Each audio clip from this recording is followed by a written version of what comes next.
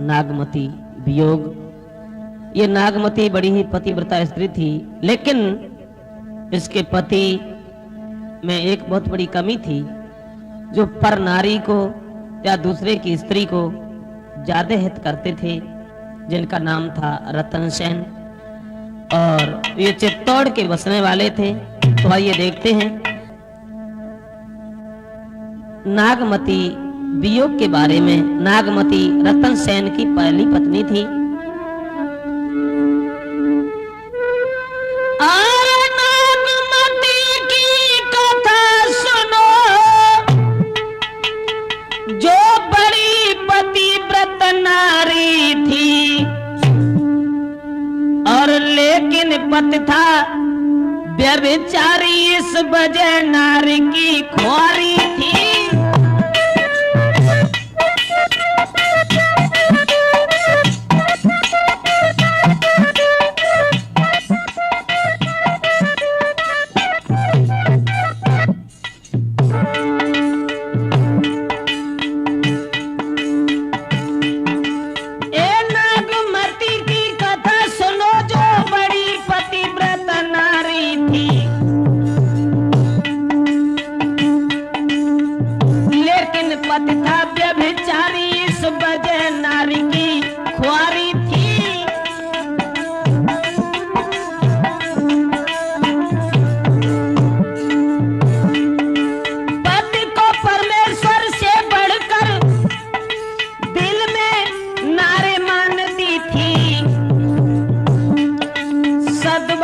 करके भी विधवा बनकर समय बिताती थी।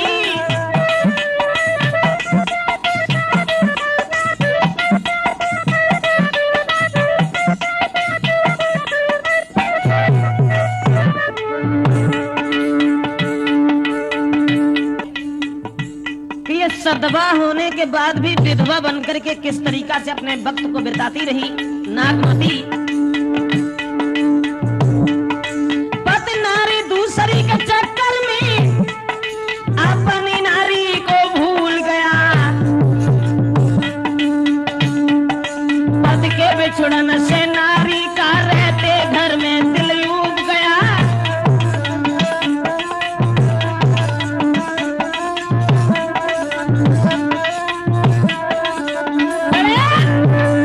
दोस्तों, नागमती जो घर में थी, जिसके पति का नाम था रतन सेन, चित्तौड़ का ये रहने वाला था।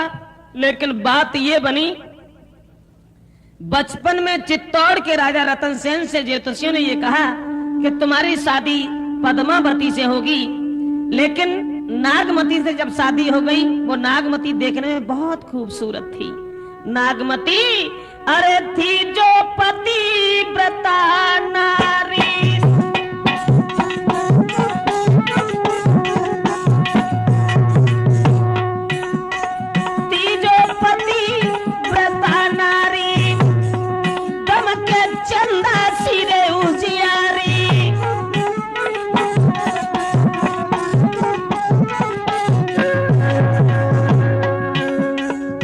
शादी जो हो गई थी रतन सेन की पत्नी नागमती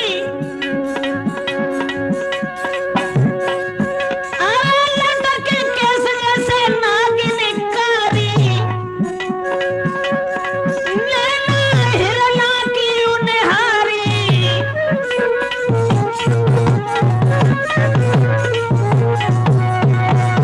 महाराज रतन सेन की पत्नी नागमती जो देखने में बहुत खूबसूरत थी, लेकिन पद्मावती का तोता एक दिन उड़ करके आ गया नागमती के पास में। तो नागमती ने ये पूछा कि हमें ये बताइए कि दुनिया में हमसे कोई और ज्यादा सुंदर स्त्री है? तोता ने बता दिया कि तुमसे ज्यादा सुंदर स्त्री एक पद्मावती है। और इतने वचन सुनने के बाद में नागमती ने यह सोचा कहीं ऐसा न हो जो ये तोता हमारे पति को ये बात न बता दे। अगर पति को ये बात बता दी तो पति हमारी याद भूल जाएगा। तुरंत उस तोता को मार डालना चाहा, लेकिन दासी ने उस तोता को बचा लिया।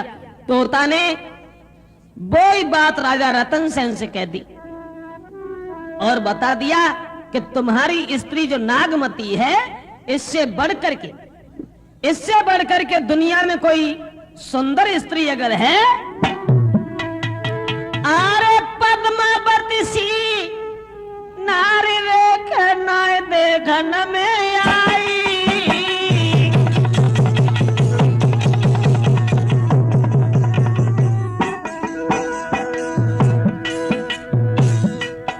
तोता ने राजा से कह दिया, पद्मावती सी नारी रेख नाय देखन में आई। सुन तोता की बात रे, ए सुन तोता की बात, रात भर नींद न आई।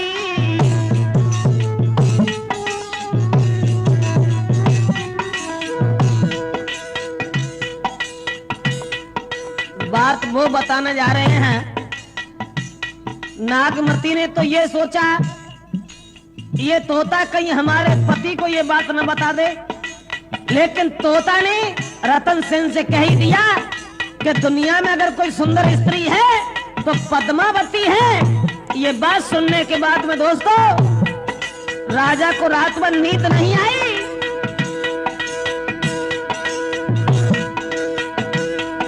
महाराज भोर ही भर चलने को तैयार, हाथ जोड़ के नागमतियां कहे पिया भरतार।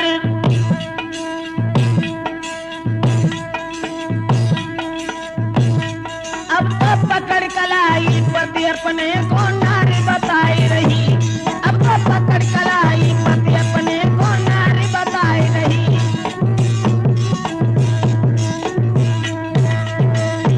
जिस समय दोस्तों तोता की जबान से ये वचन सुने ही कि पद्मावती जैसी औरत और दुनिया में आज तक कोई सुंदर नजर नहीं आई, ये वचन सुनने के बाद में राजा रतन सेन पद्मावती से मिलने के लिए भाग खड़े हुए।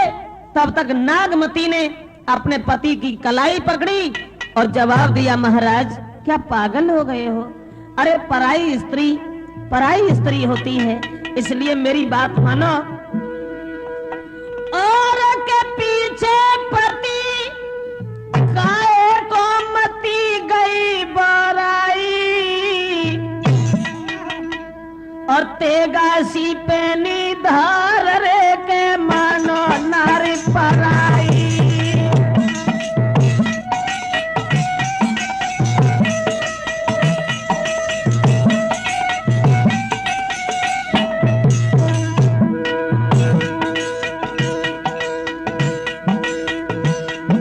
नागमती अपने पति को समझा करके कहने लगी,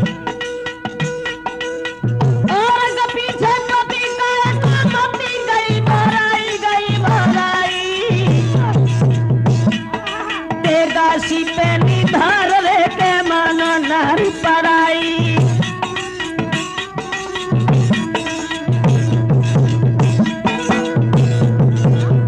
महाराज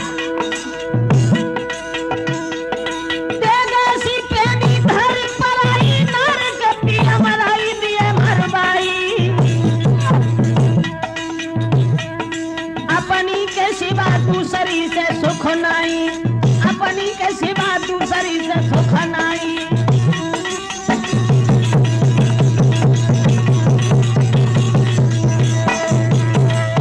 नागमती अपने पति को जाते हुए देख करके समझाने लगी, महाराज पराई स्त्री पराई होती है, इसलिए तुम मेरी बात मानो, आंगन में रहो, पद्मावती के चक्कर में आप मत फंसो।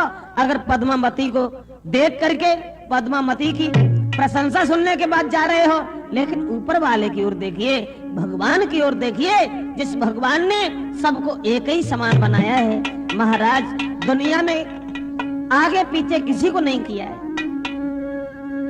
अरे रूप रंग के अलग अलग, रंग स्वरूप में तो भेद हो सकता है, लेकिन अंगों में भेद नहीं हो सकता। बड़ी ही बुद्धिमानी की बात नागमती ने कही और बोली, अरे रूप रंग किया अलग अलग, पर नाहर ने मत भेद किया। एक समान पुरुष और नारी सबको बना कर भेज दिया। एक समान पुरुष और नारी सबको बना कर भेज दिया।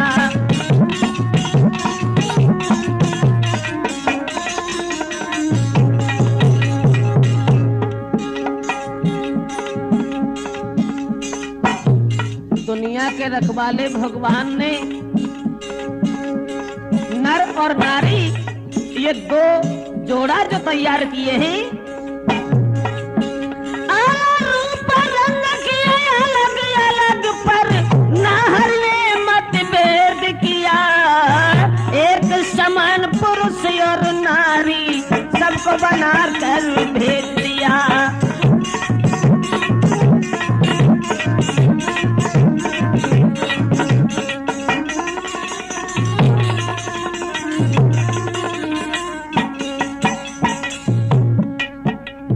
नागमती ने समझाया और जवाब दिया, महाराज रूप रंग तो अलग अलग हैं, लेकिन भगवान ने सृष्टि को रचते समय ये बड़ा एहसान किया सबके ऊपर।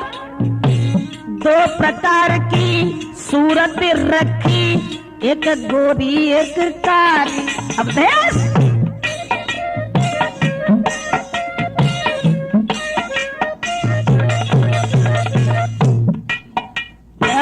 दो प्रकार की सूरत रखी, एक गोरी एक काली। और किसी की सूरत से नफरत है, किसी की चित्त बन प्यारी। ये तो केवल पूर्व जन्म का संस्कार है, लेकिन भगवान ने दोनों हाथ पैर दिए सबको।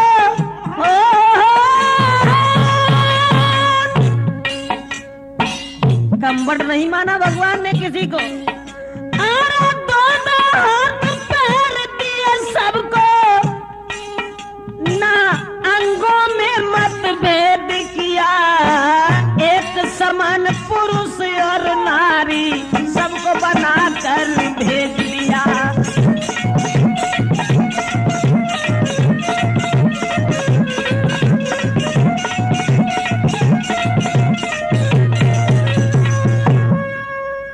दोस्तों नागमती ने बहुत कुछ कहा, समझाती रही कि महाराज मेरी बात मानो, पद्मावती के चक्कर में आप परेशान मत हो जाओ, तुम मेरे पास आंगन में रुको। लेकिन रतन सेन ने ये कहा कि मैं समझ गया, तू सौत को डर करके हमसे इनकार कर रही है, लेकिन हम नहीं मानेंगे। एक न मानी नारी की बेचल बे को तैयार, और पद्मावती से मिलन को होएगा भूत सवार। तोता के मुंह से पद्मावती की बड़ाई सुनने के बाद वो अपने परिवार, अपने घर बार सबको भूल गए, स्त्री को छोड़ दिया और वहां से पद्मावती से मिलने के लिए चल पड़े। अरे मानी नारी की के बड़ेगा भूप अगारी।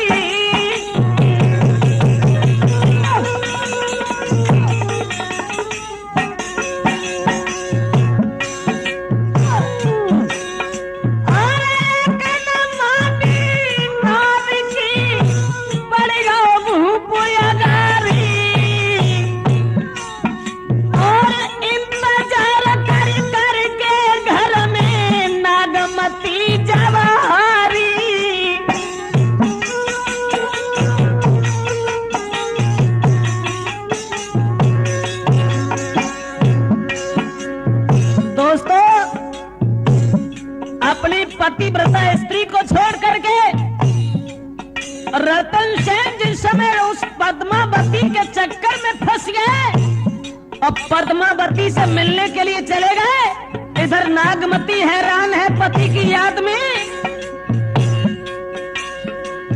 महाराज बात को देखे सुबह और शाम, नागमती को सुख दूर समान।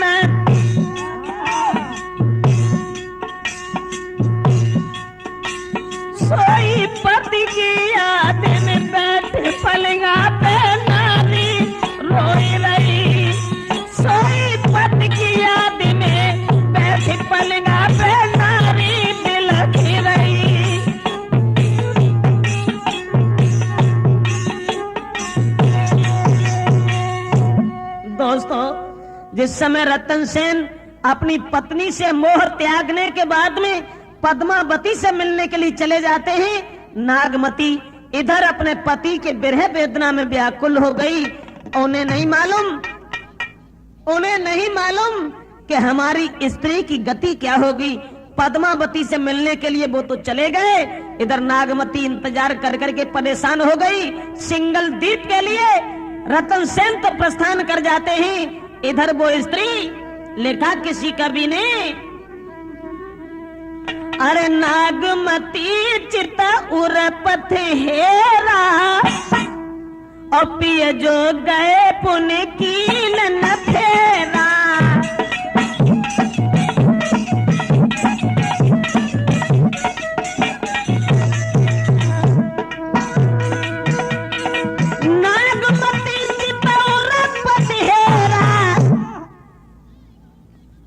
पिय जो गए पुण्य कील न फेरा, पुण्य जो गए।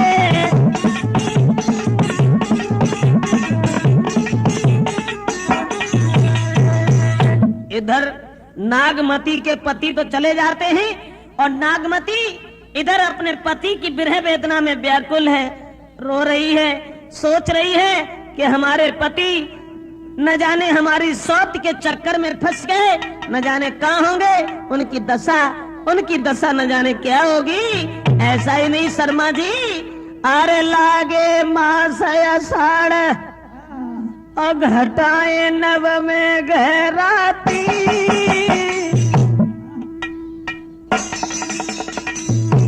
नागमती व्याकुल हो गई।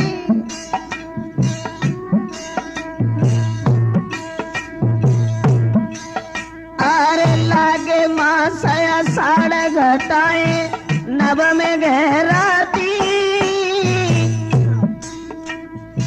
करके याद पिया अपने की दुखिया घबराती।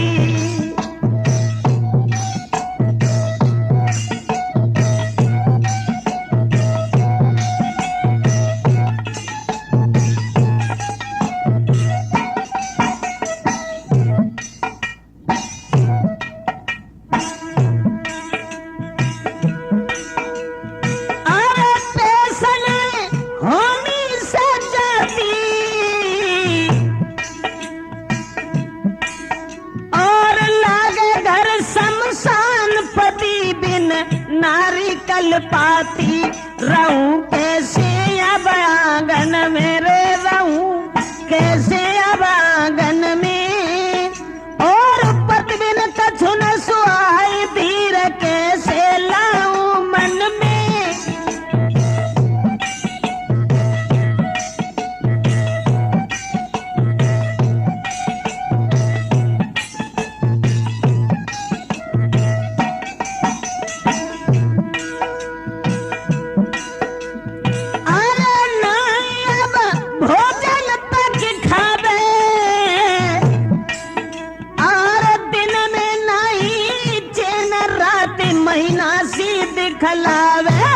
वही में बात बताता हूँ और पत बिन क्या है दशा नार की तुम्हें सुनाता हूँ।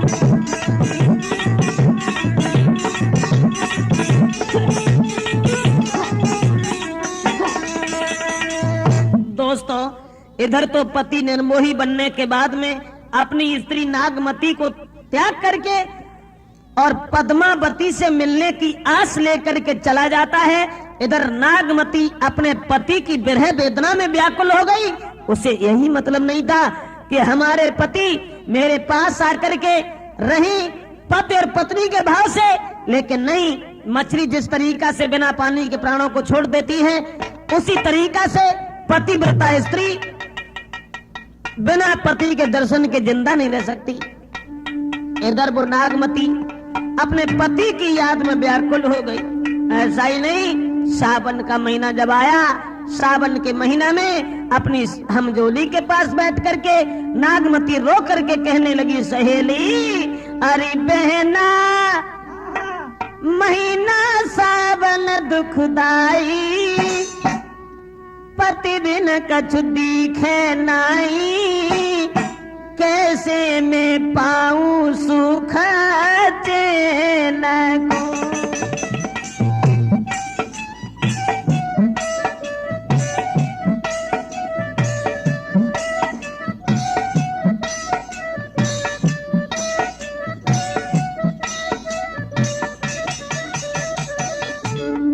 बहना महीना सावन दुखदाई, पति बिन कछु दिखे नाई, कैसे मैं पाऊं सुख चैन को।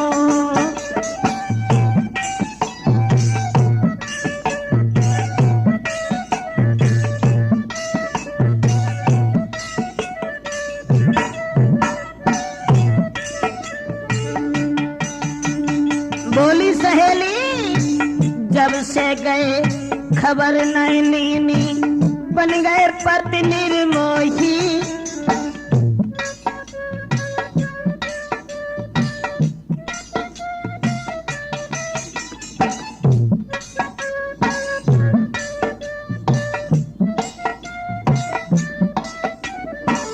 जब से गए खबर नहीं लीनी, बन गए पति निर्मोही।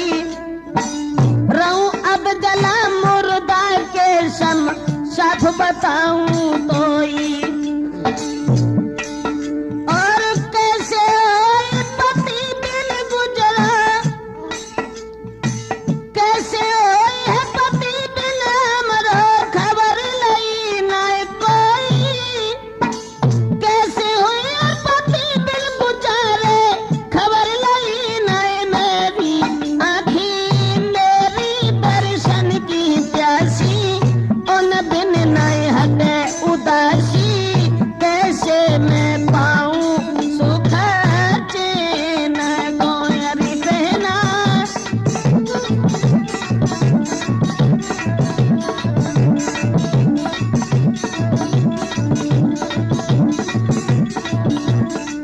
बोली रिमझिम पड़े फुहार सहेली, बोले मोर पपीहा।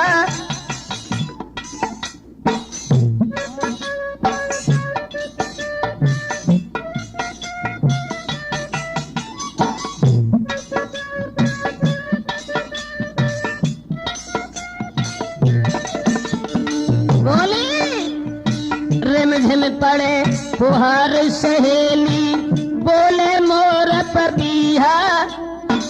लागे तीर समान वो बानी, फटो जाए मेरो हिया।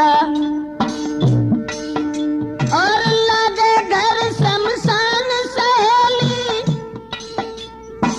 लागे घर शमशान सहेली, उमग रहो है जिया। लागे घर शमशान सहेली, उमग रहो मेरे जिया। बहना नहीं मैं घर कल पाती, प्रतिदिन में भर दिन खाती। कैसे मैं पाऊं सुख चैन को। अरे बहना,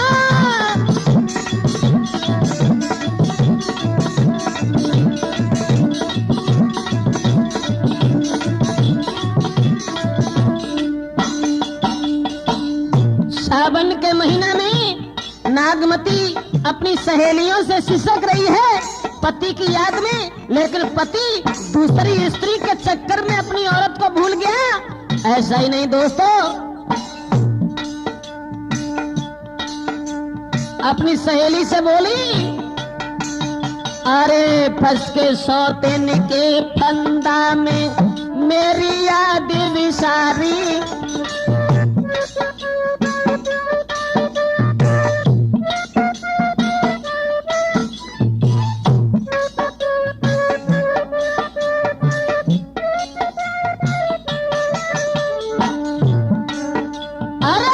फंस के सौतिन के फंदा में मेरी याद विसारी।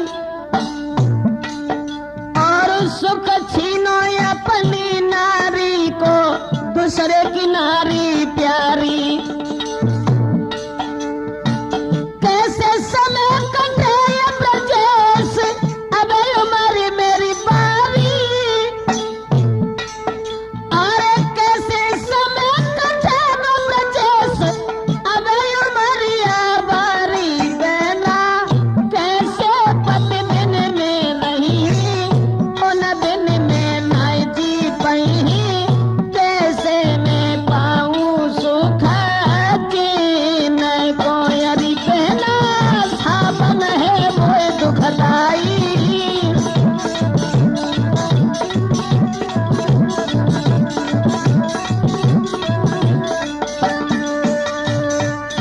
दोस्तों, इधर नागमती अपने पति की याद में व्याकुल है।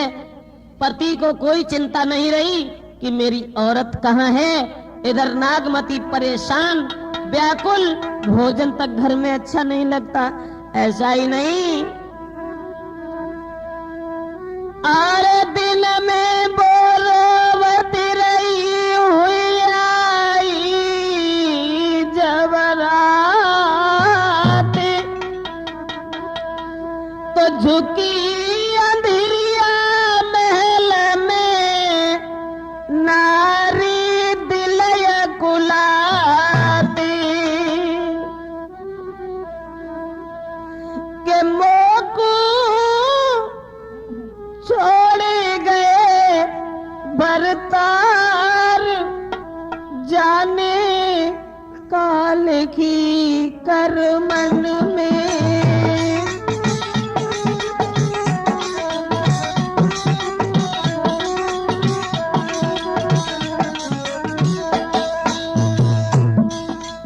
अब देश रात जब हो आई, वो स्त्री अकेली अंधकार में, सावन के महीना में जो रिमझिम फुहार पड़ रही है, बादल गरज रहे हैं, बिजली चमक रही है, वो औरत अकेली बैठी रो रही है।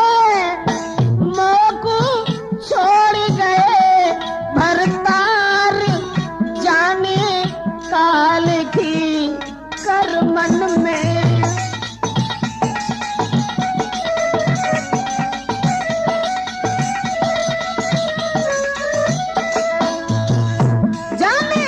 काल की कर मन में, कैसे पति के दर्शन में, जाने काल की कर मन में, कैसे पाऊं पति दर्शन में। नैया डूब रही मझधार, जाने काल की कर मन में।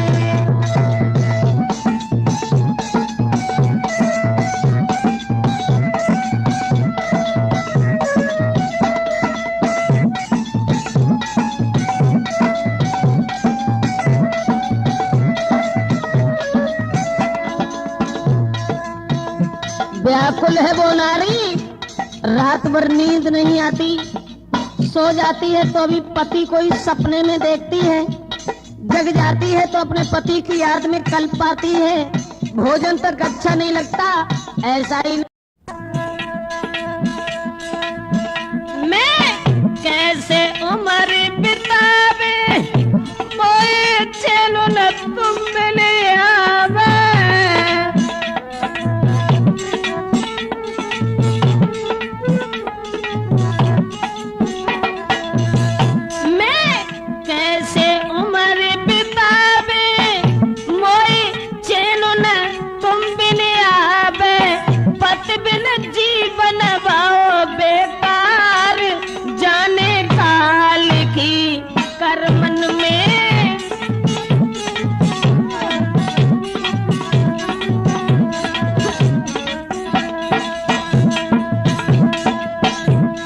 ऐसा ही नहीं, नैनन से नीर बहाती, जैसे कैसे जल बिना मीनय कुलाती, मानो सही ब्रजेश कुमार, जाने कहा लिखी कर मन में।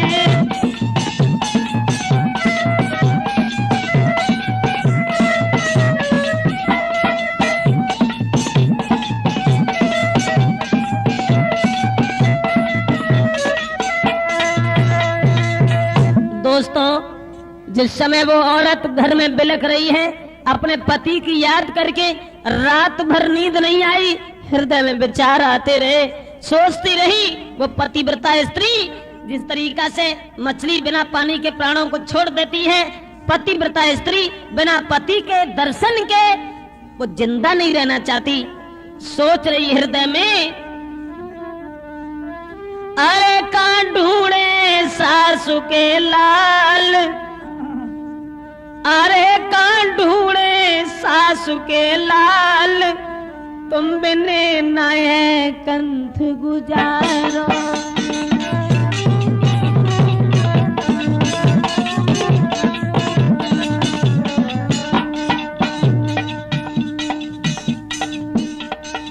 सोच रही है आषाढ़ सावन बीत गए और जब भादों की रात आई अब देश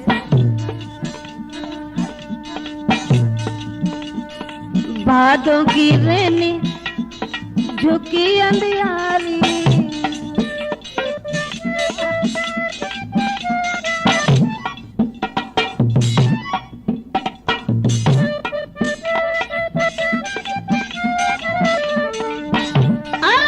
भादों की रात झुकी अंधियारी, हुई रही है बरसात भारी।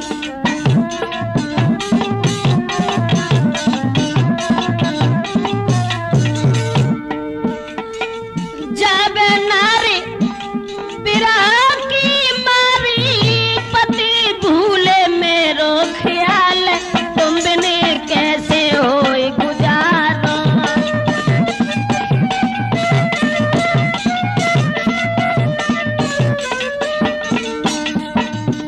वो स्त्री इधर व्याकुल है और सोच रही अपने मन में वो नागमती,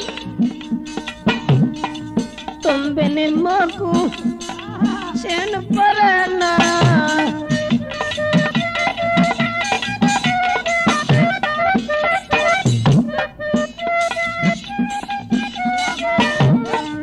तुम बिने मोकू चैन परना,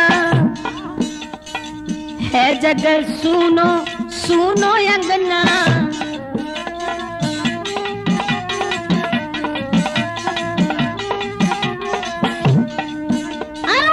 है जगह सुनो सुनो अंगना, तड़पने से मोई कछु मिलना, मेरे में तो मन के मलाल, तुम बिने नए कंठ गुजारो।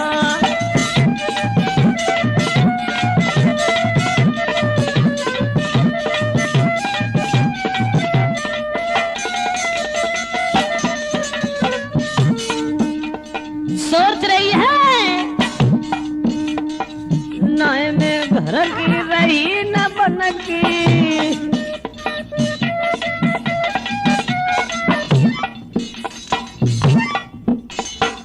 नए में घर की रही न बनकी, किन से बिथा में कहे रे मन की।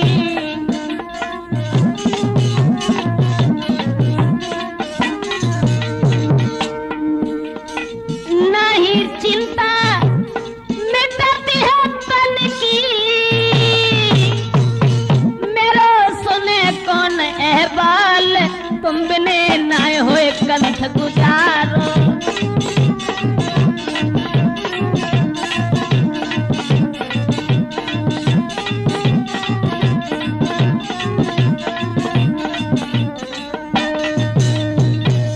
दोस्तों, इधर वो स्त्री व्याकुल है, पति की याद में परेशान है, रात और दिन जिसे नींद नहीं आती, हृदय में पति की बात वो याद आती है। न जाने पद्मावती के चक्कर में हमारे पति की क्या दशा होगी, लेकिन पति को पत्नी की याद नहीं रही।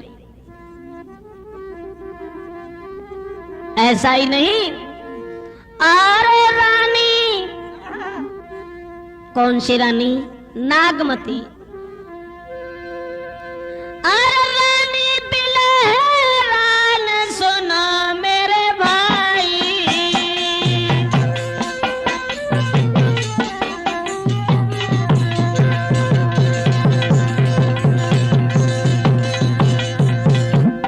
नागमती इधर परेशान है।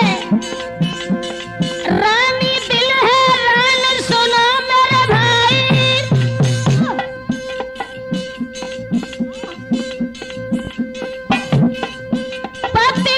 जीवन के भाव यार दुखदाई,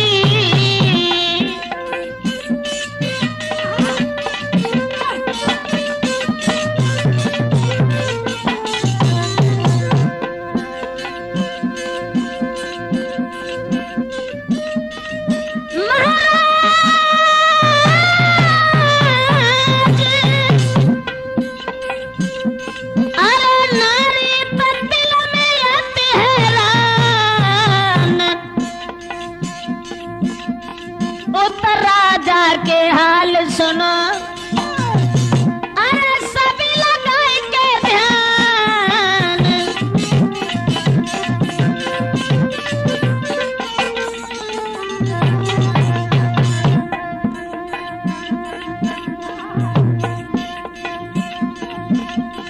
कीर्त में घर में नारी दुखारी पति उत्पन में पहुंच गया। कीर्त में घर में नारी दुखारी पति उत्पन में पहुंच गया।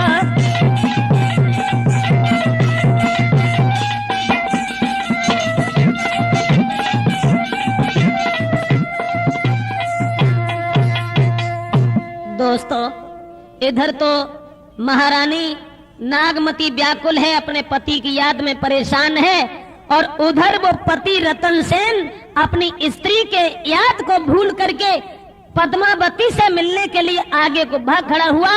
और जब धीरे धीरे आगे को बढ़ता चला गया, जिस समय उन्हें आंखों से भी दिखाई नहीं दे रहा था, पद्मावती का ध्यान उनके हृदय में गूंज रहा था, पद्मावती का चेहरा उनके दिमाग में बसा हुआ था। आगे को बढ़ते चले गए, और जब बढ़ते चले गए हैं, वो रतन सेन अरे भागा तू जाई भूपयन्याई, अपनी स्त्री का ध्यान नहीं था।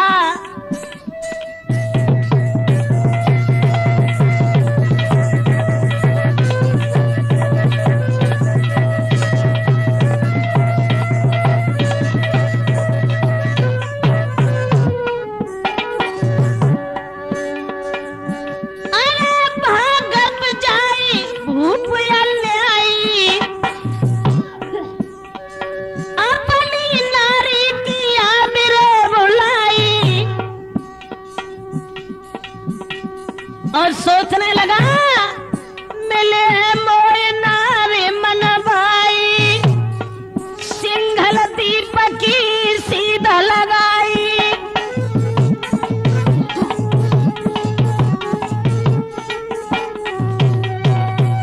अपनी सुंदर और पतिव्रता औरत को छोड़ करके सिंगल द्वीप के लिए भागते चले जा रहे थे महाराज रतन सेन। लेकिन ये बंधन, प्यार का बंधन ही ऐसा है, इस जंजीर में फंसने के बाद कोई निकल नहीं पाता।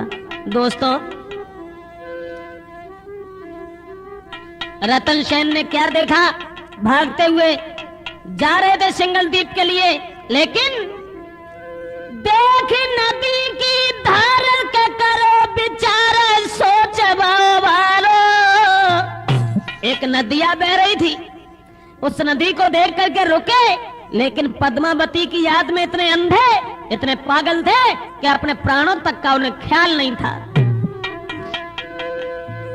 देख नदी की धार करो विचार सोच बारो, अरे जो करे नदी को पार बेशक जय प्राण हमारो।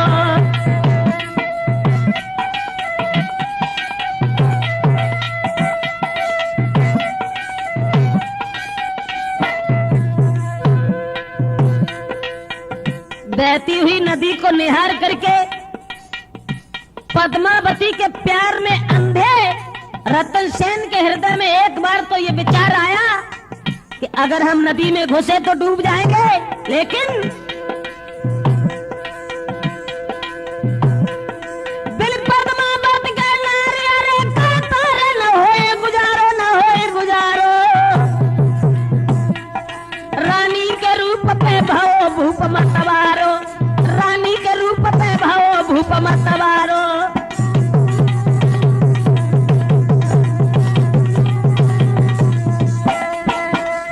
जिस समय बहती हुई नदी को देखा है, रतन सेन ने यह सोचा कि अगर हम नदी में घुसे तो हमारे प्राण निकल जाएंगे, लेकिन इतना अंधा था उस स्वरूप में जो सब कुछ भूल गया और उस नदी में कूद गया।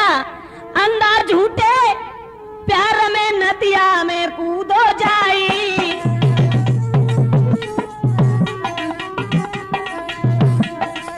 बहे अथाहन पानी रे जब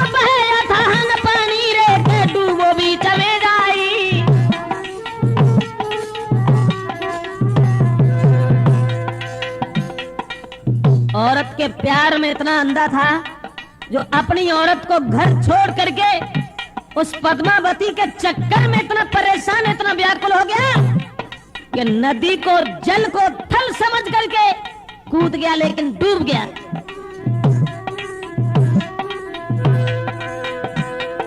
महाराज लोग के बटने तुरंत निकाले और लेकिन नबका के बटने के बाहर दायरेदारी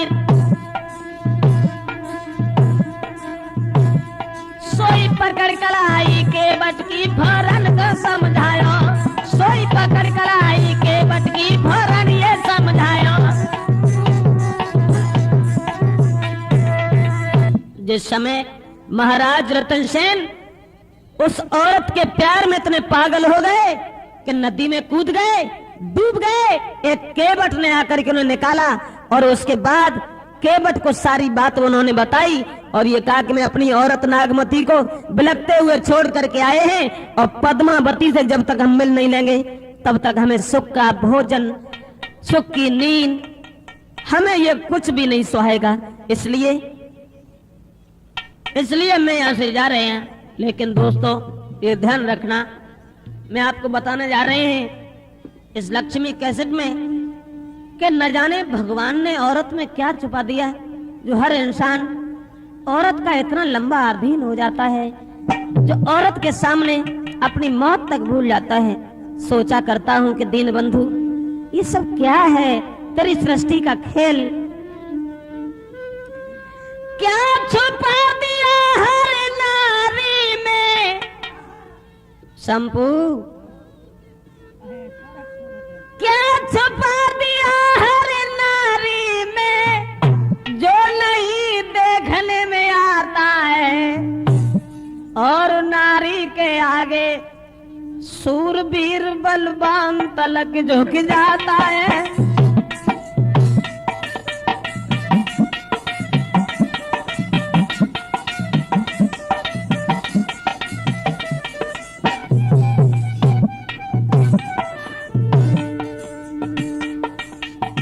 केवल ये सोचा करता हूँ भगवान औरत में क्या छुपा दिया। शर्मा जी कोई शरीर से संबंधित बात नहीं है, इसमें गूढ़ रहस्य है कि औरत में भगवान ने क्या छुपा दिया। देखो बाली ने बड़े बड़े वीरों की शक्ति छिनाई है, सुग्रीव का भाई बाली। देखो बाली ने बड़े बड़े वीरों की शक्ति छिनाई है, सुग्रीव की नारी के पीछे फिर अपनी जान कमाई है।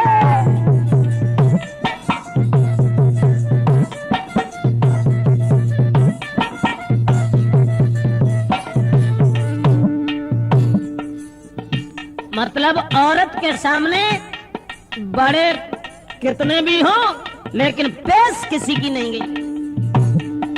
रावण से बलधारी ने,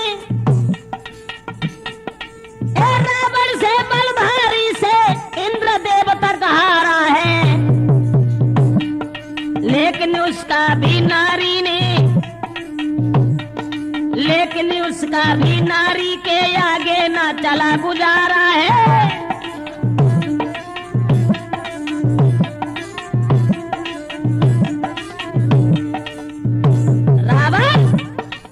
औरत के आगे वो भी अधीन हो गया। छोड़ो, देखो नारद से देव ऋषि, देखो नारद से देव ऋषि जो रहे हैं बाल ब्रह्मचारी, उनके भी दिल में बरस बैठी थी विश्व मोहनी सी नारी।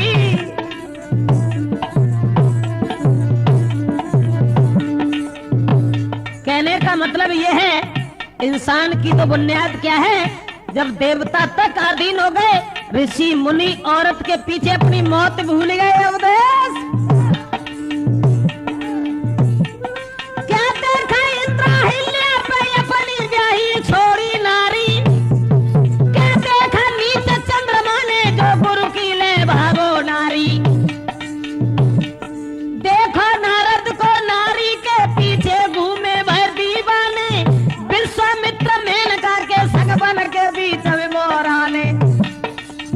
इसीलिए सोचा करता हूँ कि भगवान क्या छुपा दिया है नारी ने जो नहीं देखने में आता है। नारी के आगे सूरवीर बलवान तलक झुक जाता है, नारी के आगे।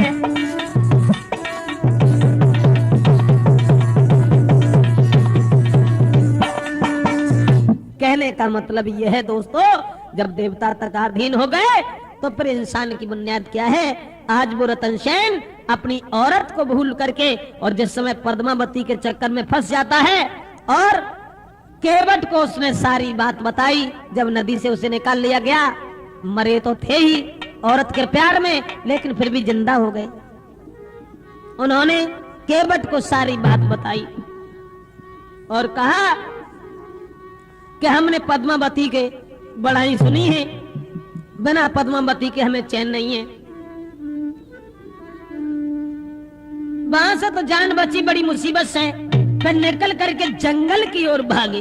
और जब जंगल में चले गए हैं कि पागल सो वन में घूम रहे हो, जाए तन की याद कछु नाई है।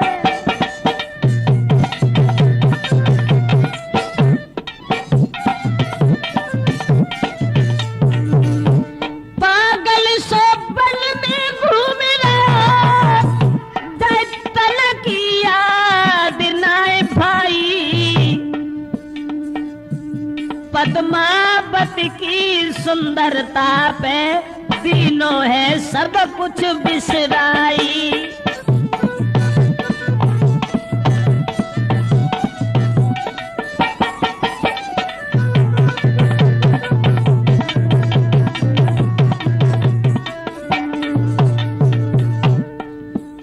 पद्मावती की याद में अंधा हो गया, इतना परेशान और पागल हो गया कि सब कुछ भूल गया।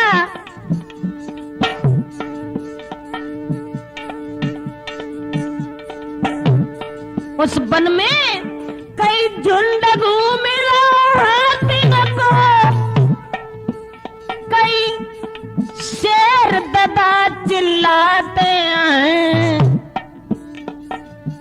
और रात की झुकी अंधेरिया डर से प्राण निकले जाते हैं।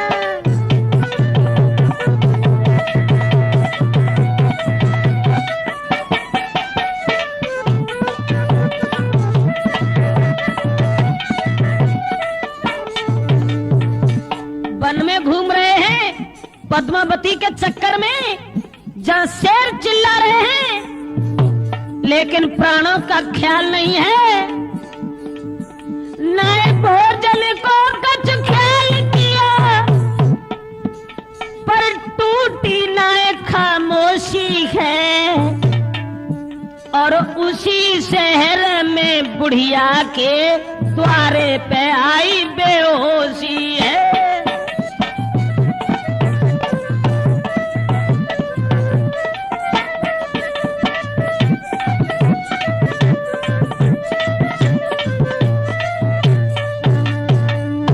जिस समय रतन सेन पराई औरत के वियोग में इतने व्याकुल थे, परेशान थे, जो भागते हुए उसी शहर में पहुंच गए।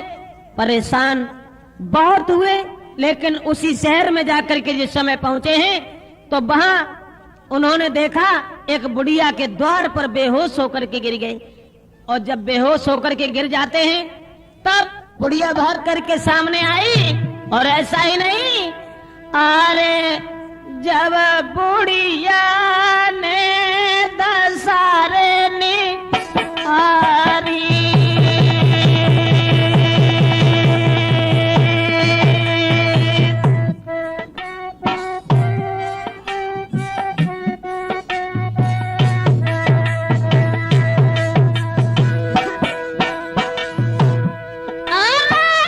जब बुढ़िया ने दसारे हारी,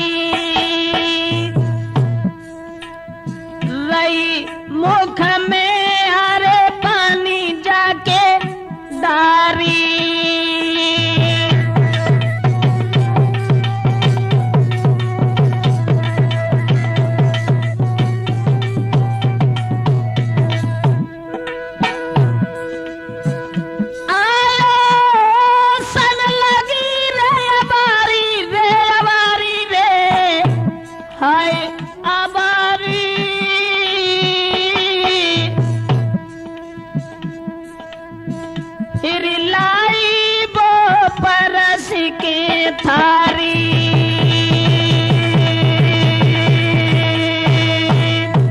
जिस समय दोस्तों उस बुढ़िया के द्वार पर पछाड़ खा करके गिर जाते हैं, बुढ़िया ने मुख में पानी डाला और उन्हें जब होश आया तब भोजन कराने के बाद में अपने आंगन में ले गई और उसके बाद में उन्होंने सारी बात बताई कि हम पद्मावती से मिलने के लिए आए हैं।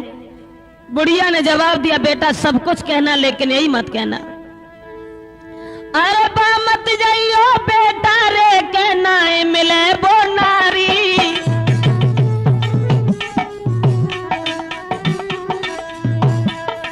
और पक्षी तक न पहुंचे रे, हर पक्षी तक न पहुंचे रे, के जोर की पहरेदारी।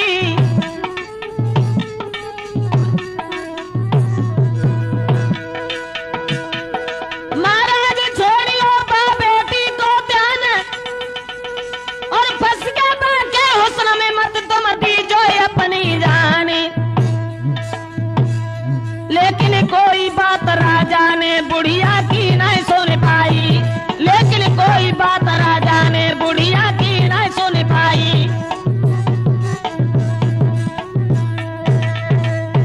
जिस समय बुढ़िया से ये इशारा किया है कि हम पद्मावती से मिलने की चाह में यहाँ आए हैं, इतने वचन सुनने के बाद बुढ़िया ने कहा, बेटा सब कुछ कहना लेकिन ये मत कहना पद्मावती के पास तक कोई नहीं पहुंच सकता है, क्योंकि वहां बड़ी पहरेदारी है, चारों तरफ सिपाही खड़े हुए हैं और वहां अगर तुम जाने की चेष्टा करोगे तो बिना मौत के मारे जाओगे, वहां मत जाओ।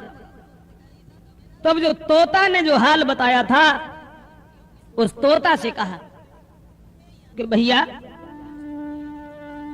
तुम ही कुछ सुनो, मेरी बात जो मन की है, हम अपनी औरत को भूल करके यहां आए हैं। हीरा मन तोता से कही, अब धर्म तुम्हारे यात, और किसी तरह पद्मा को अरे ले चलो भैया साथ। हीरा मन तोता से ये कहा कि भैया अब तुम ही कोई बात सोचो, हम क्या करें। तोता ने बंधाई धीरा, अरे रण धीरा न सोच कर भारी, और चाहे जान जाए हमारी रे के मिलाए दो सुंदर नारी। तोता ने तसल्ली दी और ये कहा चाहे हमारी जान चली जाए लेकिन घबराओ नहीं, पद्मावती से तुम्हारी भेंट जरूर कराएंगे।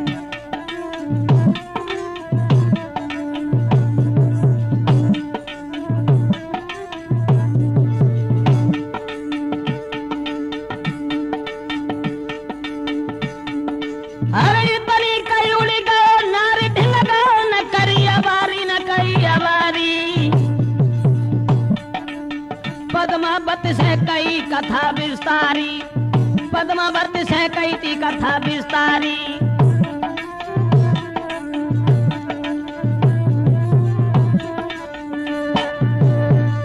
तोता ने तसल्ली दी और ये कहा आप घबराओ नहीं, हम पद्मावती के पास जा रहे हैं, तुम्हारी सारी कहानी कहेंगे।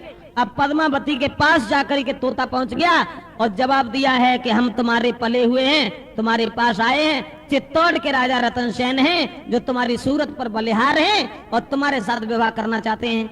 वो राजा जो देखने में बड़ो रसीलो है, हाय कोमल सोरे का किलो है।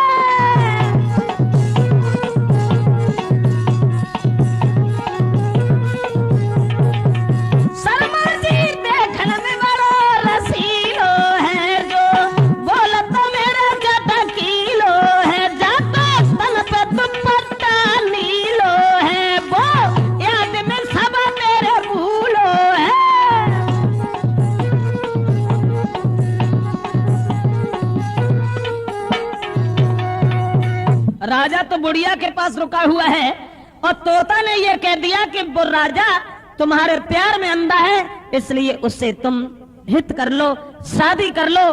पद्मावती ने जब उसकी विशेषता सुनी है तोता के मुंह से, तो शादी करने के लिए पद्मावती उसे तैयार हो गई। अब वो रुका तो बुढ़िया के पास है, पद्मावती उधर महल में है, चारों तरफ पहरेदारी है।